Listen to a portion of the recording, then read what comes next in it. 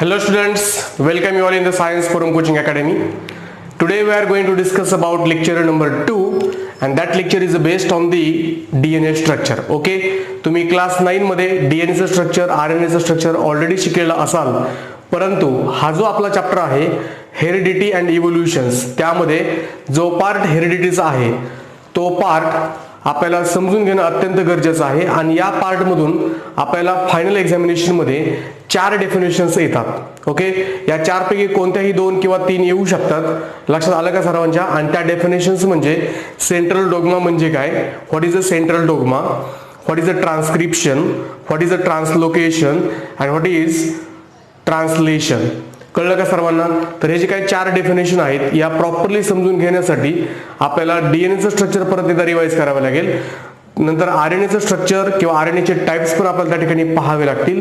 आणि एकदा का आपल्याला डीएनएचं स्ट्रक्चर प्लस आरएनएचं स्ट्रक्चर समजलं की आपण त्या ठिकाणी 4च्या डेफिनेशन लक्षात ठेवू शकतो. कोणत्या 4 डेफिनेशन्स आहेत?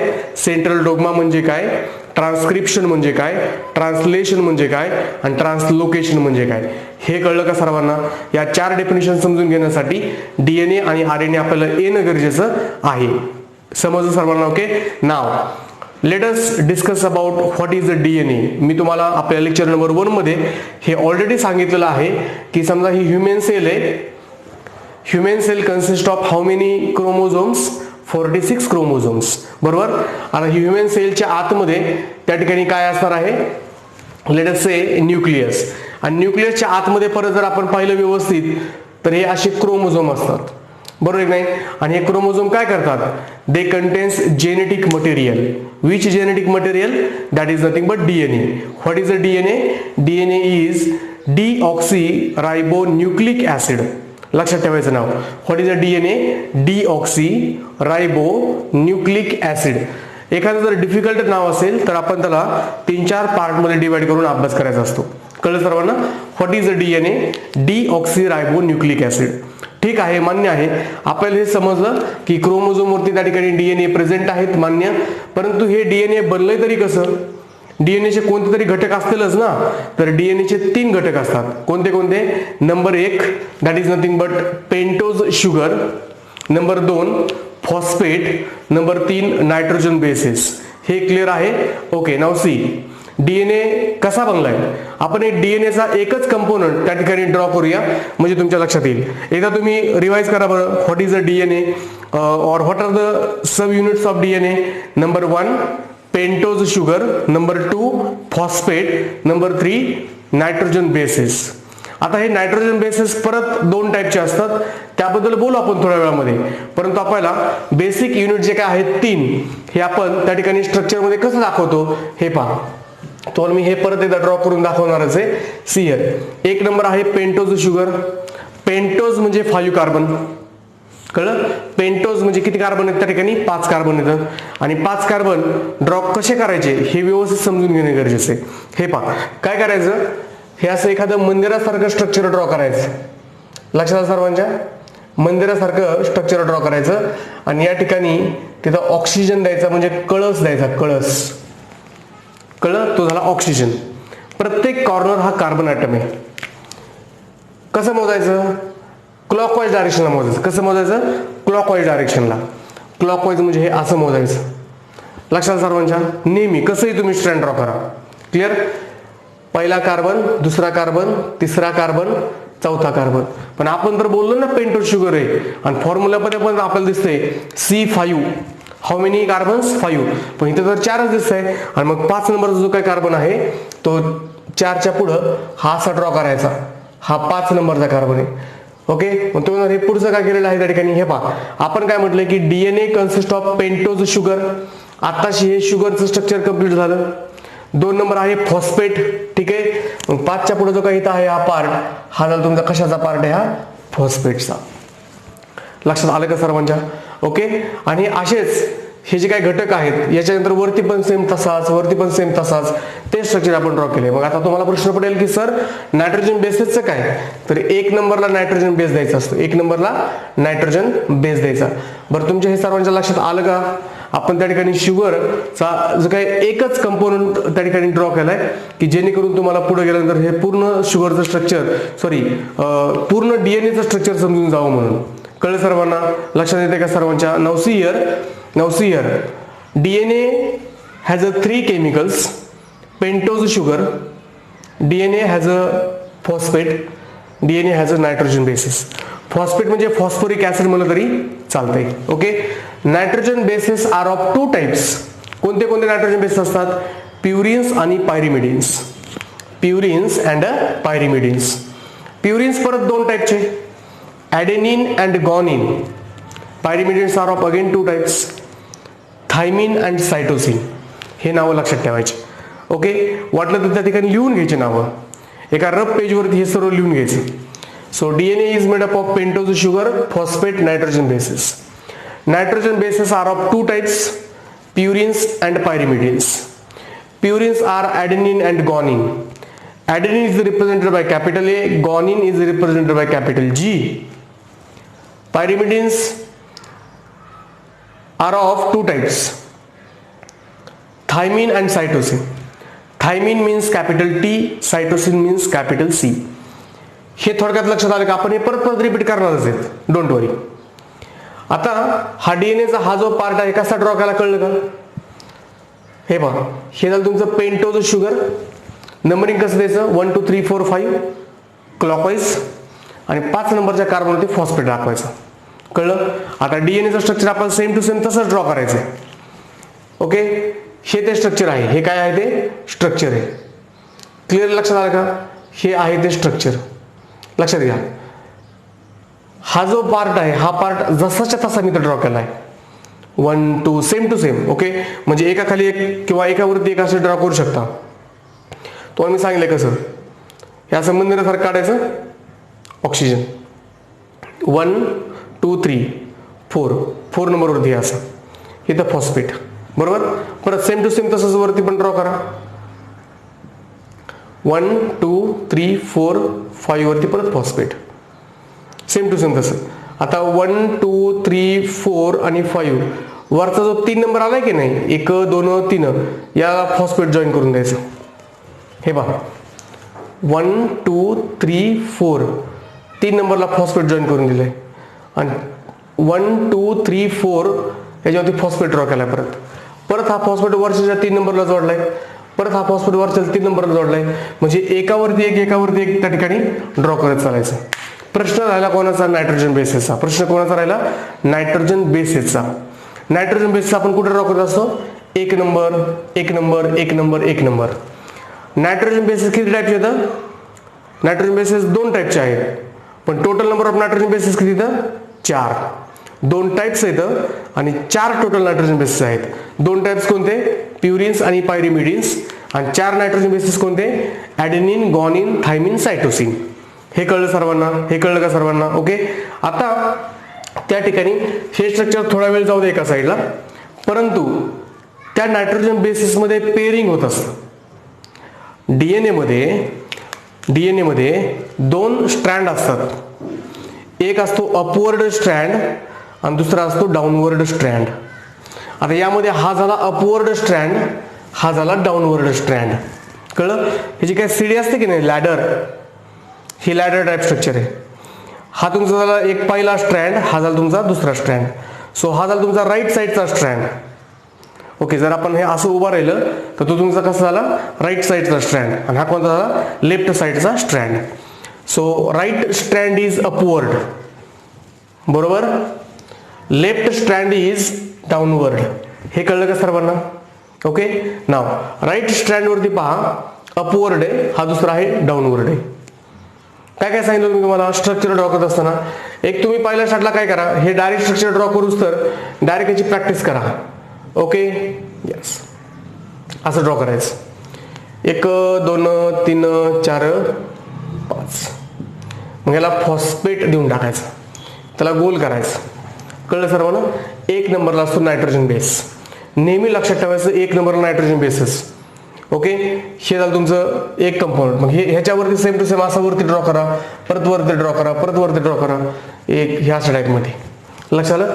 हे कोण आहे, हे समजा तुमचं शुगर आहे, हे शुगर आहे, शुगर आहे, ठीक आहे, हे शुगर आहे, त्यामुळे मी यस यस असं लिहितो, हे आहे तुमचं शुगर. हे क्लिअर आहे का सर्वांना? हे क्लिअर आहे का सर्वांना? आणि आता आपल्याला हे कसं ड्रॉ करायचं हे कळलं. 1 2 3 4 5 5 नंबरवरती फॉस्फेट आहे, हा फॉस्फेट वरच्या 3 नंबरला जॉईन झाला आहे. प्रत्येकालाच नंबर नाही द्यायचा, आपल्या मनात करायचं, कळलं? म्हणजे या 3 नंबरला 1 नंबरचा 3 नंबर आहे, इथे खाली पण कोणाचा तरी फॉस्फेट असेल त्यामुळे इथं पण फॉस्फेट लिहून टाकतो. लक्षात सर्वांच्या? ओके, हा झाला तुमचा पहिला स्ट्रँड. दुसरा स्ट्रँड कसा ड्रॉ करायचा? त्या ठिकाणी दुसरा स्ट्रँड ड्रॉ करत असताना तुम्ही काय करायचं, हा जो भाग आहे की नाही, हा सेम टू सेम असा उलटा ड्रॉ करायचा, कळले? म्हणजे ह्याच्यासारखा सेम टू सेम हा आला पाहिजे. क्लिअर आहे सर्वांना? म्हणजे तुम्ही हा जो भाग आहे हा सेम टू सेम असा उलटा ड्रॉ करायचा. कसं ते पहा, कसं ते पहा. ओके, मग अशी ऑक्सिजन वर होता, बरोबर, आपण आता खाली घेतला. तो मी काय सांगितलं, क्लॉकवाईज नंबरिंग द्यायचं. 1 2 3 4 आणि हे येईल 5. क्लॉकवाईज ना, आता हे पण क्लॉकवाईज झालं. हा जो आहे तुमचा पार्ट, हा तुमचा सगळा कसा आहे, क्लॉकवाईज आहे. मग तुम्ही त्या ठिकाणी हे असं ड्रॉ करा, नाही तर असं ड्रॉ करा, हे क्लॉकवाईज झालं ना. क्लिअर आहे सर्वांना? ओके, 1 2 3 4 5 5 नंबरला इन फॉस्फेट, 1 नंबरला इन बेस. ओके, दिसतंय का? शुगर 1 2 3 4 5 5 नंबरला फॉस्फेट आणि 1 नंबरला तुमचा बेस. बेस कसे लिहायचे ते सांगतो मी तुम्हाला, परंतु हे पहिले समजून घ्या. कळलं सर्वांना? ओके, हे लक्षात आलं ना सर्वांच्या? नाव हे जे काही नायट्रोजन बेसिस असतात, प्युरिन्स हे पायरिमिडिन सोबत कनेक्ट होतात. प्युरिन्स हे पायरिमिडिन सोबत कनेक्ट होतात.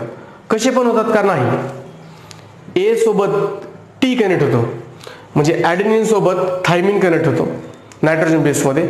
ॲडेनिन जर तुमचा पहिल्या स्ट्रँडवरती ॲडेनिन असेल तर दुसऱ्या स्ट्रँडचा थायमिन त्या ॲडेनिन सोबत कनेक्ट होतो बाय डबल बॉन्ड, 2 बॉन्डने.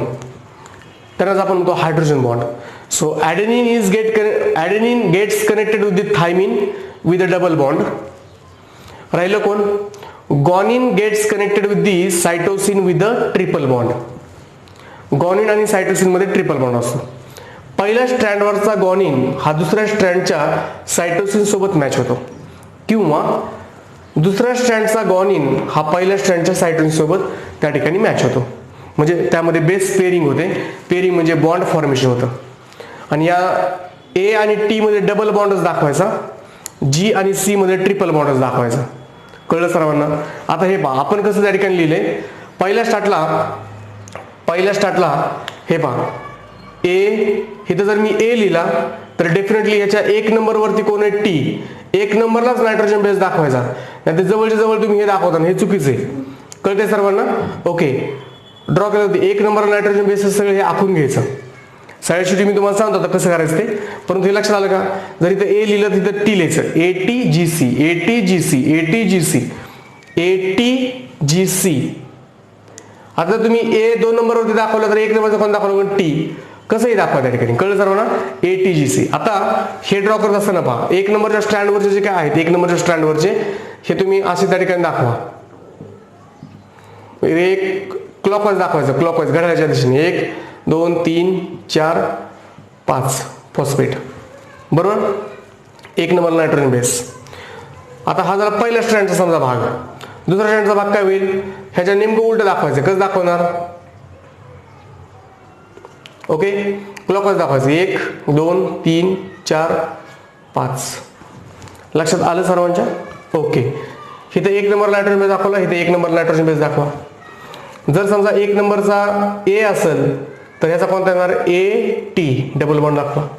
जर 1 नंबरवरती समजा तुमचं सी असेल तर आपल्याला माहिती ना ATGC, GC मध्ये ट्रिपल बॉन्ड असतो, तर 2 नंबरचा ऑब्विसली जी येईल ATGC. तर अशा प्रकारे तुम्हाला हे व्यवस्थित स्ट्रक्चर ड्रॉ करायचं आहे. सर्वांनी व्यवस्थित लक्ष द्या. हे वाला, so right strand is upward, left strand is downward. Okay, आता या ठिकाणी किती स्ट्रँड आहेत? 2 स्ट्रँड आहेत. डबल स्ट्रँडेड स्ट्रक्चर आहे. कसं स्ट्रक्चर आहे? Double stranded structure. Now see, या ठिकाणी आपण काय म्हणणार? Antiparallel. जर एक असा वरती गेलेला स्ट्रँड आहे तर दुसरा काय झालाय? खाली आलाय, म्हणजे अँटी पॅरलल त्या ठिकाणी स्ट्रक्चर आहे. कळलं सर्वांना. आणि आता अजून दुसरं एक महत्वाचं, कॉम्प्लिमेंटरी बेस पेअरिंग येतात. जर इथं ए आहे तर इथं टी आहे. कॉम्प्लिमेंटरी बेस पेअरिंग, ए आणि टी ह्या दोघांमध्ये जे काही तुमचं पेअरिंग आहे त्याला आपण काय म्हणतो, कॉम्प्लिमेंटरी बेस पेअरिंग. जी आणि सी मधलं जे काही पेअरिंग असणार आहे त्याला आपण काय म्हणतो, कॉम्प्लिमेंटरी बेस पेअरिंग. क्लिअर आहे. ओके नाव. तर हे तर स्ट्रक्चर तुम्हाला समजलंच, एकदा दोनदा प्रॉपरली प्रॅक्टिस करा. परंतु हे स्ट्रक्चर दिसतं असं नसतं, ते ऍक्च्युअली स्ट्रक्चर एकमेकांवर असं पिळलेलं असतं, म्हणजे ट्विस्ट झालेलं असतं. लक्षात आलं. म्हणजे समजा आपण जर दोन असे दोरे घेतले तर ते एकमेकांवर जर ट्विस्ट केले, ओके, तर ते स्ट्रक्चर तुमचं कशाचं आहे, डीएनएचं स्ट्रक्चर आहे. ते स्ट्रक्चर मी या ठिकाणी हे ड्रॉ करून दाखवले. आता हे असं स्ट्रक्चर कसं ड्रॉ करायचं, इथं पहा, इथं मध्ये मध्ये मी नायट्रोजन बेसिस वगैरे दाखवलेले आहेत. आता जर समजा इथं ए असेल तर इथं टी, जी असेल तर सी, इथं डबल बॉन्ड दाखवलं, इथं ट्रिपल बॉन्ड दाखवलं, इथं टी असेल तर ए वगैरे वगैरे. आता हे स्ट्रक्चर कसं ड्रॉ करायचं, एकदा आपण थोडीशी प्रॅक्टिस करूया त्याची. ओके, तर हे स्ट्रक्चर ड्रॉ करत असताना तुम्ही काय करायचं, दोन पेन घ्या. दोन पेन घेतल्यानंतर त्या ठिकाणी तुम्ही तुमच्या त्या वहीवरती ठेवा, ते एकदम समान ठेवायची अशी. ओके, आणि ड्रॉ करायचं स्ट्रक्चर. कसं, हात पिळवायचं कसं पण असं. दुसरं लगेच त्या ठिकाणी तुम्ही ड्रॉ करू शकता. झालं तुमचं डीएनएचं स्ट्रक्चर, झालं तुमचं डीएनएचं स्ट्रक्चर. कळते सर्वांना. ओके, काय करायचं, इथं त्या ठिकाणी 1 2 3 आणि 4 इथं दाखवायचे. इथं A double bond T, A T G C, नंतर टी डबल बॉन्ड ए दाखवा, आणि परत तुमचं सी ट्रिपल बॉन्ड जे दाखवा. हे झाले 4. आणि तिथं जो काय पिळा बसलेला असतो ना, पिळा म्हणजे ह्या पॉईंटमध्ये जिथं ट्विस्ट झाले तिथे एक अजून बेस पेअरिंग जात असते, तिथे एक अजून बेस पेअरिंग जात असते. लक्षात येते ना सर्वांच्या. ओके, ठीक आहे. परंतु हा ऑल टुगेदर तुमचा NEET म्हणजे नीटचा पार्ट आहे, त्यावेळेस आपण बघूया. परंतु एक थोडक्यात तुम्हाला बेसिक अंडरस्टँडिंग आलं का. ओके, हे स्ट्रक्चर कसं ड्रॉ करायचं ते. Okay, yes. तर हे झालं डीएनएच्या स्ट्रक्चर बद्दल. डीएनएच्या स्ट्रक्चरमध्ये आपण पाहिलं की 2 स्ट्रँड असतात, 2 स्ट्रँडेड स्ट्रक्चर आहे. ओके, 2 स्ट्रँडेड स्ट्रक्चर आहे. So as of now what we have discussed, DNA is deoxyribonucleic acid. DNA has subunits like pentose sugar, phosphate and nitrogen bases. Nitrogen bases are of 2 types, purines and pyrimidines. There are 2 purines, adenine and guanine, and 2 pyrimidines, thymine and cytosine. Clear आहे. So in DNA structure, purine that is nothing but adenine gets bonded with the thymine, AT, by the double hydrogen bond, whereas guanine gets paired with the cytosine with a triple hydrogen bond. कळलं सर्वांना. हे structure आपण त्या ठिकाणी draw केलेलं आहे. लक्षात येतंय का. नाव सी व्यवस्थित लक्ष देते मी काय सांगतोय ते. Now see, sugar plus nitrogen base is called as nucleoside. Sugar plus nitrogen base is called as nucleoside. म्हणजे हे जे काही दोघं जण मिळून जे आहेत ना, हे दोघं जण मिळून याला आपण म्हणतो न्यूक्लिओसाइड. याला काय म्हणतो, न्यूक्लिओसाइड. This nucleoside plus phosphate is known as a nucleotide. म्हणजे न्यूक्लियोटाइड मध्ये काय काय येणार पहा. न्यूक्लियोटाइड मध्ये हे न्यूक्लिओसाइड पण येईल. न्यूक्लिओसाइड म्हणजे कोण, शुगर आणि नायट्रोजन बेस प्लस फॉस्फेट, म्हणजे तिन्हीच्या तिन्ही पण येतील. त्याला आपण काय म्हणतो, न्यूक्लियोटाइड. हे पहा, इथे एक न्यूक्लियोटाइड आहे, हा nucleotide. So many nucleotides are there. Therefore we can say that DNA is polynucleotide chain. Poly म्हणजे मेनी, खूप जास्तीत जास्त न्यूक्लियोटाइड असणारी चेन आहे ही कोण, त्या ठिकाणी polynucleotide chain, that is nothing but DNA. कळलं. तर DNA ही पॉलीन्यूक्लियोटाइड चेन आहे. So what is a nucleoside. Nucleoside means sugar plus nitrogen base. What is nucleotide, sugar plus nitrogen base plus phosphate. इथपर्यंत clear आहे सर्वांना. Okay, तर हे तुम्ही सर्वांनी लक्षात ठेवायचे. ओके, आता अजून एक महत्वाचं, सर्वात महत्वाचं, डीएनएच्या स्ट्रक्चरमध्ये जेवढे प्युरिन्स असतील तेवढेच पायरिमिडिन्स असतील. जेवढे प्युरिन्स म्हणजे कोण, ॲडेनिन प्लस ग्वानिन, तेवढेच पायरिमिडिन्स असतील. Okay, so we can say that purines is equal to pyrimidines. So purines किती total, adenine plus guanine is equal to pyrimidines किती येतं, थायमिन प्लस सायटोसिन. कळलंय का सर्वांना, लक्षात आलं का सर्वांच्या? ओके. आणि आपल्याला तर माहितीच आहे ना की जेवढे ॲडेनिन असतील तेवढे थायमिन असतील, ATGC. ते आता समजा झालं आपलं मगाशी डिस्कशन. परंतु जेवढे प्युरिन्स असतील तेवढे पायरिमिडिन्स. प्युरिन्स किती आहेत सगळे, adenine plus guanine is equal to pyrimidines, thymine plus cytosine. हा एक त्या ठिकाणी एम्पिरिकल रिलेशन झालं, त्या ठिकाणी रिलेशन झालं. Now see, this is known as Chargaff's rule. याला आपण काय म्हणतो, शारगॅपचा रूल आहे हा. शारगॅपने काय सांगितलं, according to Chargaff's rule in a DNA structure total number of purines is equal to total number of pyrimidines. कळलं, total number of purines is equal to total number of pyrimidines. लक्षात ठेवायचं, DNA मध्ये शक्य आहे, RNA मध्ये हे शक्य नाही. सो DNA मध्ये काय, total number of purines is equal to total number of pyrimidines. आणि टोटल नंबर ऑफ प्युरिन्स कोण कोण येतं, adenine plus guanine, adenine plus guanine. आणि पायरिमिडिन्स कोण कोण येतं, थायमिन प्लस सायटोसिन. कळलं का? So in DNA structure adenine is connected with the thymine by double hydrogen bond आणि guanine is paired with the cytosine. लक्षात आलं, with the triple hydrogen bond. हे लक्षात आलं का सर्वांच्या? हे पॉईंट तुम्हाला NTSC सारख्या परीक्षेसाठी अत्यंत महत्त्वाचे आहेत. What is a Chargaff's rule, Chargaff's rule states that, वगैरे वगैरे. ठीक आहे ना. व्हॉट इज न्यूक्लिओसाइड और न्यूक्लिओसाइड कंटेन्स, अशा टाईपचे क्वेश्चन आपल्याला NTSC सारख्या परीक्षांमध्ये विचारले जातात. नाव सी, काय काय पाहिलं आपण आतापर्यंत. DNA is double helical stranded structure. Double helical stranded. Double आपल्याला कळलं की दोन स्ट्रँड आहेत. हेलिकल म्हणजे ते ट्विस्ट झालेलं, एकमेकांमध्ये ट्विस्ट झालेलं, हे twisting structure double helical strand. Anti parallel strands आहेत, एक अपवर्ड आहे एक डाऊनवर्ड आहे. ठीक आहे. कॉम्प्लिमेंटरी स्ट्रँड्स आहेत, कॉम्प्लिमेंटरी स्ट्रँड्स आहेत कारण त्यामध्ये कॉम्प्लिमेंटरी बेस पेअरिंग येतात. लक्षात येते सर्वांच्या? ओके. आणि या ठिकाणी what is the function of DNA. DNA काय करतं, तर आपल्याला माहिती सर्वांना, आपण त्या दिवशीच पाहिले की सेलच्या आतमध्ये, न्यूक्लियसच्या आतमध्ये DNA म्हणजे क्रोमोझोम असतात, त्याच्यावर DNA असतात. आणि DNA जर आपण त्या ठिकाणी वेगवेगळ्या पार्टमध्ये डिवाइड केलं तर आपण काय म्हणतो, जीन्स. आणि आपल्याला माहिती की पॅरेंटल जनरेशन कडून ऑफस्प्रिंग जनरेशन कडे काय ट्रान्सफर होत असतात, जीन्स. लक्षात आलं का सर्वांच्या? And gene controls the character. लक्षात येतं ना सर्वांच्या? हे आपण पहिल्या त्या काही पार्टमध्ये पाहिलेलं आहे. म्हणजे त्या ठिकाणी आपण काय म्हणणार, DNA contains genetic information. DNA कडे जेनेटिक इन्फॉर्मेशन आहे. कशाच्या फॉर्ममध्ये, कोडच्या फॉर्ममध्ये. ATGC हे सगळे कोडच झाले थोडक्यात. So DNA contains genetic information, DNA transfers genetic information. जी जेनेटिक इन्फॉर्मेशन त्याच्याकडे आहे DNA कडे, ती तो पुढच्या जनरेशनला ट्रान्सफर करतो. DNA contains genetic information, DNA transfers genetic information. कळलं? DNA controls metabolic activities. Okay, जे काही मेटाबॉलिक ऍक्टिव्हिटीज आहेत त्या कंट्रोल करायचं काम कोण करतं, DNA controls metabolic activities by the process called as protein synthesis. Protein synthesis म्हणजे काय हे आपण नेक्स्ट लेक्चरमध्ये म्हणजे लेक्चर नंबर 4 मध्ये पाहणार आहोत. कळलं सर्वांना? So DNA contains genetic information, DNA transfers genetic information, DNA controls metabolic activities by the process called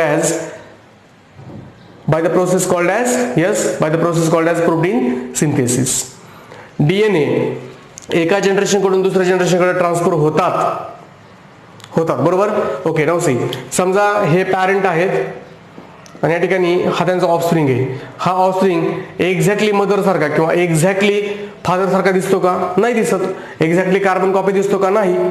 तो थोडाफार वेगळा असतो. कॅरेक्टर 100% ट्रान्सफर झालेले असतात, परंतु त्या ठिकाणी 100% कॉपी असते का, नाही. 100% सारखे सिमिलर दिसतात का, नाही. ओके. म्हणजेच त्या ठिकाणी आपण काय म्हणणार की जी काही ऑफस्प्रिंग जनरेशन आहे किंवा नेक्स्ट जनरेशन आहे, नेक्स्ट जनरेशन कंटेन्स व्हेरिएशन्स. कोणामुळं, due to DNA. So DNA plays very important role in variations. आणि व्हेरिएशन्स असल्यामुळं काय होतं, इव्होल्युशन. बरोबर आहे ना. ज्या ठिकाणी व्हेरिएशन जास्त आहेत त्या ठिकाणी इव्होल्युशन काय होतं, फास्ट होतं, उत्क्रांती फास्ट होते. आणि त्या ठिकाणी आपल्याला DNA पासून RNA पण भेटतो. कोणत्या प्रोसेसनुसार, ट्रान्सक्रिप्शन प्रोसेसनुसार. कोणत्या प्रोसेसनुसार, ट्रान्सक्रिप्शन प्रोसेसनुसार. कळलं? So what are the functions of DNA. DNA contains genetic information in the form of code. DNA transfers genetic information from one generation to another generation. DNA controls metabolic activities by the process called as protein synthesis. DNA plays very important role in variations and evolution. हे जे काय option generation आहे completely exactly सारखं दिसत नाही म्हणून त्याला काय म्हणतो आपण, त्याला व्हेरिएशन्स. आणि DNA produces RNA by transcription process, हे आपण पाहिलं. आता यामध्ये अजून एक महत्त्वाचा क्वेश्चन त्या ठिकाणी NTSC परीक्षेला विचारला जातो आणि तो म्हणजे what is DNA backbone. DNA backbone काय आहे लक्ष द्या. आपण डीएनएचा हा पार्ट ड्रॉ केला होता, तुम्हाला आठवते का सर्वांना? हा पार्ट आपण डीएनएचा ड्रॉ केला होता बरोबर, आणि 1 नंबर नायट्रोजन बेस दिला होता. हा जो पार्ट आहे याला आपण डीएनए बॅकबोन म्हणतो. नायट्रोजन बेस त्यामध्ये घ्यायचा नाही. हा पार्ट कोण आहे? Sugar plus phosphate. So sugar plus phosphate is called as a DNA backbone. DNA backbone is pentose sugar plus phosphate. कळलं? ओके, हे तुमच्या सर्वांच्या लक्षात आलं. आता तुम्हाला जेवढं काय त्या ठिकाणी फळ्यावरती दिसतंय व्यवस्थित स्वच्छ अक्षरांमध्ये तुम्ही तुमच्या नोटबुकमध्ये हे सर्वच्या सर्व लिहून घ्यायचे आणि हे अत्यंत महत्त्वाचं आहे, लक्षात ठेवा. क्लिअर आहे सर्वांना? जे काही आपण आतापर्यंत पाहिलेलं आहे हे सर्वच्या सर्व आपण आता रिवाइज करूया एकदा very short in a very short interval of time. Now see what is the DNA? Deoxyribonucleic acid. डीएनएचे 3 units, pentose sugar, phosphate and nitrogen bases. Okay, now nitrogen bases are of 2 types, purines and pyrimidines. Purines is equal to pyrimidines आपल्याला कळलं according to Shargap's rule. Purines कोणते कोणते आहेत? Adenine and guanine. Adenine is represented by capital A, guanine is represented by capital G. Pyrimidine मध्ये जर पाहिलं आपण thymine is represented by capital T and cytosine is represented by capital C. Clear आहे? Okay, so now there are 2 strands. One is upward, right strand is upward, left strand is downward. Clear आहे सर्वांना? Strand कसे draw करायचे तुम्हाला मी सांगितले. Clockwise डायरेक्शनने 1 2 3 4 5 असे number द्यायचे. 5 नंबरच्या कार्बनवरती फॉस्फेट दाखवायचा आणि हाच फॉस्फेट वरचा जो काय पार्ट आहे डीएनएचा त्याला 3 नंबरला कनेक्ट करायचा. कळलं?